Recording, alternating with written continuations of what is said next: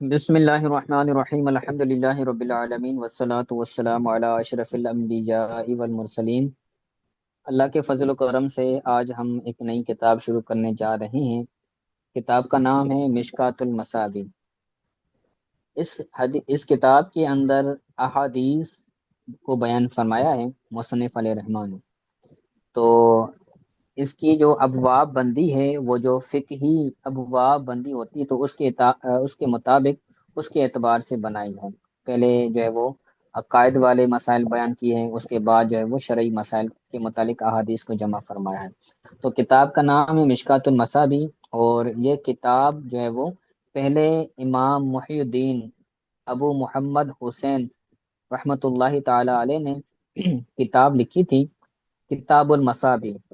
پھر اس کتاب پر جو ہے وہ جو صاحب مشکات ہیں امام محمد بن عبداللہ خطیب تبریزی رحمۃ اللہ تعالی علیہ، انہوں نے پھر اس کتاب المصابیح پر یہ کتاب لکھی مشکوٰۃ المصابیح، پھر اس کو نام دیا مشکات۔ ٹھیک ہے، مشکوٰۃ المصابیح اس کو نام دیا جاتا ہے۔ اور اس کے جو مصنف ہیں وہ ہیں الامام محدث محمد بن عبداللہ خطیب تبریزی رحمۃ اللہ تعالی علیہ، اور ان کا جو متوفہ ہیں وہ 700 سے لے کر 740 کے اندر آپ کی ولادت ہوئی ہے، اور جو 816 کے اندر آپ کی جو ہے وہ وفات ہے۔ ٹھیک ہو گیا جی۔ یہ جو ہے نا، یہ جو لکھی ہوئی ہے ڈیٹ جو اب میں نے ابھی بیان کی، تو یہ حاشیے والوں کی ہے، جو حاشیہ لگا ہوا ہے ان کی جو ہے وہ یہ جو ہے وہ تاریخ ہے۔ باقی جو حاشیہ لگا ہوا ہے وہ ہے امام سید شریف جرجانی رحمۃ اللہ تعالی علیہ۔ تو شریف جرجانی رحمۃ اللہ تعالی علیہ کی یہ جو ہے وہ تاریخ ولادت اور تاریخ وفات ہے، اور جو مصنف ہیں امام خطیب تبریزی رحمۃ اللہ تعالی علیہ، تو ان کی جو تاریخ وفات ہے وہ یہاں پر ذکر کی ہے، جو ہے وہ یہ ہے 737 737 یہ ان کی جو ہے وہ سن وفات ہے، جن کی یہ مشکوٰۃ المصابیح کتاب ہے۔ ٹھیک ہو گیا جی جی۔ اس کے اندر مصنف رحمۃ اللہ تعالی علیہ نے 3 طرح سے احادیث کو بیان فرمایا ہے۔ پہلے وہ احادیث بیان فرمائی ہیں جو صحیح بخاری اور صحیح مسلم کے اندر ہیں۔ عموماً کتاب کے اندر 3 فصلوں کو ذکر کرتے ہیں۔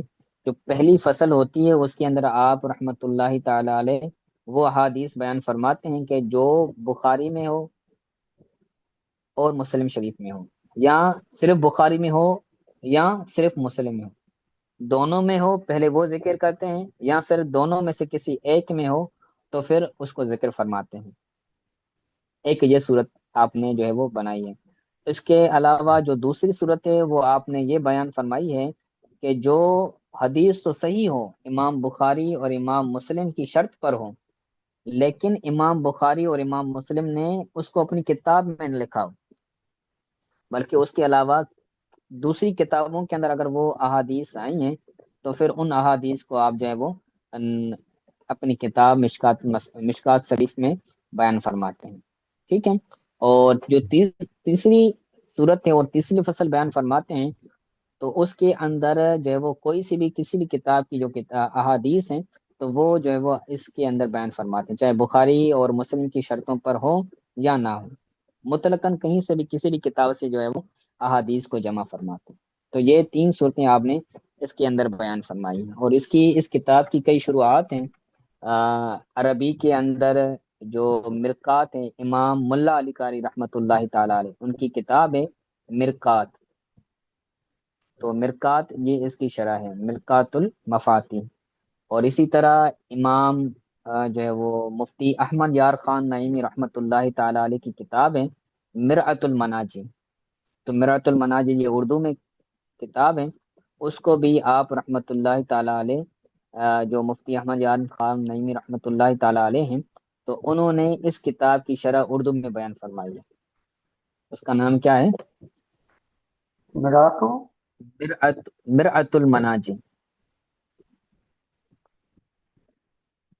ٹھیک ہے، تو انشاءاللہ تعالی مزید جو احادیث ہیں ہم کل والے سبق کے اندر پڑھیں گے. پہلی حدیث سے شروع کریں گے. تو جو بیان کیا ہے میں نے اس کو یاد کیجیے گا. اور اس کی اپلیکیشن بھی ہے مرات المناجی کی. آپ فیضان حدیث لکھیں گے تو فیضان جی حدیث کے نام سے ایک اپلیکیشن آئے گی. اس کے اندر یہ پوری جو مرات المناجی ہے وہ آپ کو مل جائے گی. ایک میرے پاس یہ ہے ایپل فون، ایپل ایپ کی اپنا اس پہ آ جائے گی